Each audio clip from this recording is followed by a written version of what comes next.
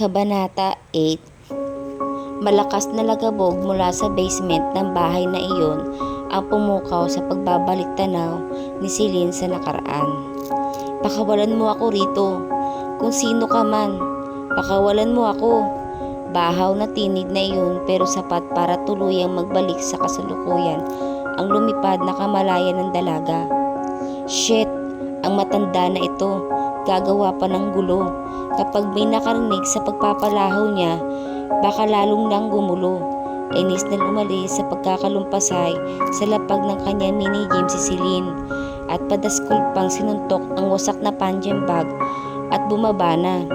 Sumalubong sa kanya ang maluwang na sala na salat sa anumang gamit maliban sa nag-iisang duyan na paghingahan.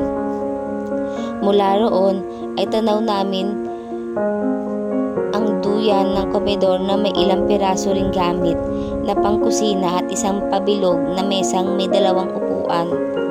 "Pakawalan mo ako rito." Muli ay ang palahaw na iyon. "Para mo ng awa, pakawalan mo ako." Napatingin siya sa isang bahagi ng sahig na nagawa na malapad ngunit maninipis na tabla. Pagkuway, inasal niya ang isang bahagi nun na nagsisilbing lihim ng pinto at tumambad sa kanyang paningin ang matarik na hagdan na pababa sa basement. "Pakawalan mo ako rito." Mas lumakas ang kalampag na nagmumula roon. Pabuntong hiningang bumaba sa basement ang dalaga. Hinila niya ang isang tali at sumigti ang maliit na ilaw na mapusyaw ang liwanag na isinasabog sa kabuuan ng basement. Natanglawan ang paligid, may isang kama roon, may maliit na bentilador at maliit na radyo. May 2 pinto magkatabi sa isang bahagi. Ang isa ay para sa maliit na banyo, pero ang isang pinto na may maliit na silipan at may mga rehas na bakal ay isa pa ring silid. 2 kamay ang humawak doon. May tao sa loob. "Ikaw, bakit mo ko ikinulong ha?" Pilit na sumilip ang mata ng lalaki na nasa loob ng maliit na bintana. Humakbang siya palapit doon. Sigurado siyang hindi nito mabibistahan ng mabuti ang kanyang mukha dahil nakatalikod siya sa malamlam na liwanag ng ilaw. "Mabuti at nakakulong ka. Ang talagang utos sa akin ay ibaon ka ng buhay para mabura ka na sa mundo." Sarkastiko niyang tugon na lumagat sa tagilirang bahagi ng pinto para hindi talaga nito makita ang kanyang mukha. "At bakit? Anong atraso ko sa amo mo?" "Ewan ko." Natahimik ang nasa loob. "Dahil ba campaign manager ako ni Congressman Salviejo?" "Siguro." "Anong siguro? Bakit ba ayaw mong sumagot ng matino ha? Ano bang kailangan mo't namumulahaw ka? Kanina ka pa. Tawag ng tawag. Huwag mong sabihing nagugutom ka na naman." "Hindi ako nagugutom. Ang gusto ko ay pakawalan mo ako rito." Matigas na utos nito. "Alam mo, Amador Lozano, kung ako sa'yo, mananatili ka na lang muna riyan. Dahil kapag nakaalis ka sa lugar na ito, kapag nalaman na nag-utos sa akin na buhay ka pa, tiyak na ipagtatrabaho ka noon sa iba." Muli itong natahimik. "Sino ka? Bakit mo pa ako binuhay gayong ang utos pala sa'yo ay patayin ako?" Ilang sandaling natahimik si Celine. "Sabihin na lang natin na may mga bagay akong gustong malaman mula sa iyo." "At ano yun?" "Hindi pa panahon. Kaya kung ako sa'yo, i-enjoy mo na lang muna ang pagkakataon na buhay ka pa." Pagkawikan yon ay humakbang na si Celine pabalik sa hagdan. "Sandali lang. Huwag mo akong iwan dito."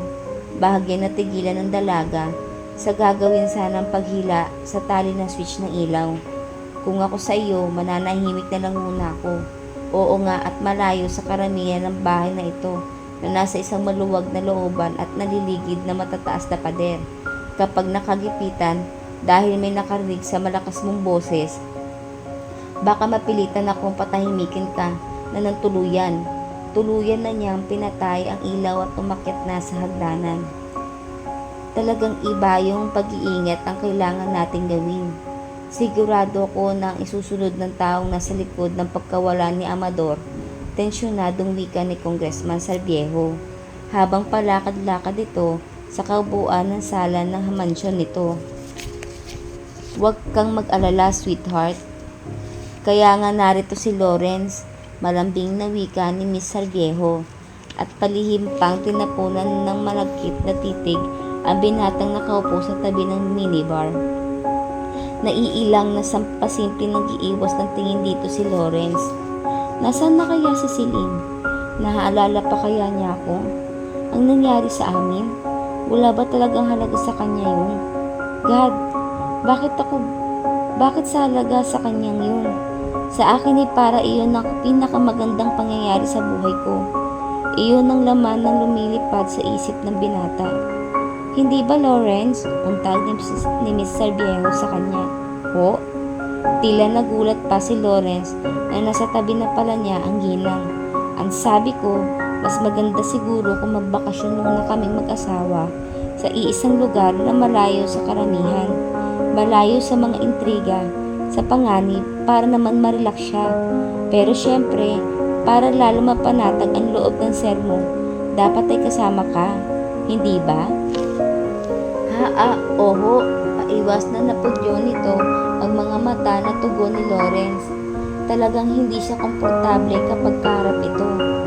See that, hon? Magbabakasyon tayo sa private island ng pamilya mo. Kahit paano ay walang makakaalam na naroon ka, hindi ba? Tuwang bumalik na ito sa tabi ng congressman. Hayaan mo, Han, I think about it. Lihim namang napailing si Lawrence. Kapag natuloy ang balak ng bakasyon ng mag-asawa na kasama siya, isa lang ang ibig sabihin niyon. Mas lalo siyang mawawalan ng chance na makita si Celine. Gabi, tahimik na tahimik ang malaking bahay na iyon ni Congressman Sarviejo. Ang 4 na bantay na nakatalaga sa gate ay naglalaro ng pusoy sa loob ng guardhouse. Ang iba pang bantay ay paikot-ikot na kabuuan ng solar habang pasan ang mahahabang Armalite. Sa loob ng silid ni Lawrence, kung saan naroon ng 2 laptop computer na may maliit na monitor na konektado sa hidden cameras na nakapalibot sa loob at labas ng bahay. Mataman niyang pinag-aaralan ng paligid. Iyon ang isa sa trabaho ni Lawrence sa bahay na iyon. Ang bantayan ang mga monitor para makasigurado na walang sinumang makakapasok ng palihim sa bahay na iyon. Siya mismo ang lihim na naglagay ng mga kamera sa paligid. Kahit si Congressman Sarviejo at ang asawa nito ay hindi alam iyon. Kung may mga cameraman na ipinalagay ang mag-asawa sa kabahayan at sa paligid ng solar, ang nagmumonitor nun ay nakatalaga sa guardhouse. Ginawa iyon ni Lawrence dahil wala siyang tiwala sa mga taong dinatnan sa bahay na iyon. Habang namatamang nakatitig sa monitor ang binata, ay may napansin siyang kakaiba sa likurang bahagi ng bahay kung saan may mataas na pader. Isang makislap na bagay na animoy bakal na sima ang kumislap sa dilim at biglang umigkas. Sumabit iyon sa gilid ng pader at bagyang nahila, pero hindi naman tuluyang nahulog dahil kumapit sa pader. Shit! May naghagis ng lubid na may sima. May nagtatangkang pumasok. Lagot ka sa akin ngayon. Ilang sandali pang pinanood ng binata kung ano ang susunod na pangyayari. Maya-maya ay may nabanaag na siyang anino na natutungtong sa pader. Nakasuot iyon ng overall na itim kaya hindi makikita sa dilim.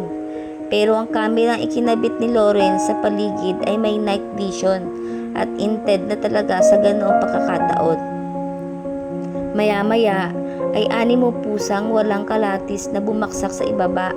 Ang mga paa na pangahas na kaigaan ng katawan na tinakbo nito ang maikling distansya ng pader sa likurang bahagi ng bahay. Ang mga gagong bantay, ano kaya ang ginagawa at wala man lang kahit na isang nakamalay sa kanya, pero walang lusot sa akin. Inis na lumabas na ang kanyang silis ni Lawrence. Subit na baywang ang 45 baril at patalim na may lalagyan sa binti. Sumalubong sa kanyang paningin ang mahabang pasilyo na patungo sa likuran. Ang katabi ng kanyang silid ay ang silid ni na congressman na saradong-sarado na mukhang tulog na ang nasa loob. Kung sino ka man na may masamang tangka kay congressman, sisiguraduhin ko na hindi ka makakadikit sa kanya. Ani mo, pusa nga sa bilis ng maging pagkilos ni Celine na nakasuot ng overall na itim. Agad siyang nakaakyat sa balkonaheng nasa likod at nakaimbaw sa papasok. Gamit ang master key ay nagawa niyang buksan ang pinto sa terrace at nakapasok sa loob. Ang madilim na paligid ang sumalubong sa kanya. Ang mahabang pasilyo na akma niyang hahakbangan ay natatanglawan lang ng maliit na ilaw na may kulay na nakadikit sa wall. Kailangan kong maging maingat. Tiyak na may vulgar alarm ang bahay na ito at isang maling kilos ko lang ay malakas na pwersahang mula sa kung saan ang tumama sa mukha niya. Balandra siya sa dingding ng pasilyo. Bahagya pa lang siyang nakakapag-angat ng mukha para haligapin kung saan galing ang pwersang iyon na nabanaag niya ang malaking bulto ng tao na pasugod na naman sa kanya. Kaya bago pa ito nakabanat na muli ay nagawa na niyang sagahin ng braso ang kamao nito. Sabay ikot na nakataas ang paa, pasapol sa mukha nito. Matigas ang katawan ng taong natadyakan niya dahil bahagya rin siyang bumalandra, pero naramdaman din ito ang pwersa niya dahil nasadlak din ito sa katapat na dingding. Ilang sandali, nagtigilan ng dalawa. Tila nagtitigan sila kahit na hindi namabanaag mukha ng isa't isa. Malaking tao ang kanyang kalaban. Siguradong si Celine na lalaki ito. Ayon sa porma ng katawan, isang maling kilos lang at nadakmanan niya siya nito ay siguradong hindi siya makakapagpalag. Dahan-dahang kumilos ang lalaki. May kinuha sa baywang. Taas ang kamay, sabay tutok ng baril sa kanya. Nabigla man nagawang kumilos ng mabilis ni Celine. Muling umikot, sabay taas ng paa sa pulang hawak nitong baril na uminlandag sa malayo. Shit! Pagkuway, sabay nilang sinugod ang isa't isa at nagpalitan ng tadyak, suntok, karate. Bawat tumatama sa kanya ay iniinda niya, pero nananatili siyang matatag. Kailangan ko tumakas, hindi ko kaya ang isang ito, naisip ni Celine. Isang malakas na tadyak sa sikmura nito ang binigay niya, sabay takbo sa pinanggagalingan na pinto. Pero naging mabilis din ang kilos ng lalaki. Iyong habol sa kanya, sabay hablot sa kanyang ulo. Pero ang nahagip lang ay ang suot niyang bonnet. Kasunod niyon ay nahagip ng palad nito ang switch ng ilaw na malapit sa pinto. Bumaha ang liwanag sa mahabang pasilyo. Nagtama ang mga mata nila ng lalaki. Ganoon na lang ang pagkakagulat na nadama ng bawat isa sa muli nilang pagkaakita. Lawrence? Masahol pa sa mga tadyak, suntok at sipa na natamo niya ang nadarama ni Celine sa mga sandaling iyon. Oh God! Hindi rin makapaniwala si Lawrence na ang babaeng malaon na hinahanap, pinananabik ang muli, makita, makasama, makanaig, ay narito na ngayon sa harap nito. At sa ganito pang sitwasyon, nagpapalitan sila ng suntok, ng sipa, ng lakas, nang umiinting ang mga damdamin sa kanilang dibdib na matalo ang isa't isa. Hindi, tila binuhusan na ng malamig na tubig si Celine. Eksakto nagtama ang mga mata nila, ang nalalanta na kalooban ay tila ng lamig. Celine, tulalang bigkas ng binata sa pangalan niya. Nawala ang kabangisan ng mukha. Lawrence, baging ang dalaga ay lumanlam ang mga mata. Sa ilang sandali pa ay parang gusto na niya tumakbo palapit dito, yumakap, dumain sa masasakit na bahagi ng katawan na nabugbog. Hayon sa dulo, mula sa kabilang dulo ng pasilyo ay sigaw ng isang bantay na nakarinig sa kaingayan na nagaganap. Napalingon doon si Lawrence. Nang muli nitong balingan si Celine ay patakbo na itong palabas ng bukas ang pinto. Habulin niyo, sigaw na isa pang bantay habang tumatakbo palapit sa kinaroroonan ni Lawrence. pare, okay ka lang? Tanong ng isa sa kanya nang makalapit na. Oo, okay lang ako. Pero ang totoo, wala pa rin sa sarili ang binata. Hindi nito alam kung paano magre-react habang ang ilang nakalalakihan ay nagdadaan na sa harapan niya. Huwag hayaang makatakas. Kasunod niyon ay ang pagputok ng baril. No! Tila may mga sumuntok sa dibdib ni Lawrence. Sa isiping binaril si Celine. Huwag! Napasugod siya palabas sa balkonahe. Leche! Nakatakas! Gigil na wika na may bahawak ng baril. Lihim na nakahinga ng maluwag si Lawrence.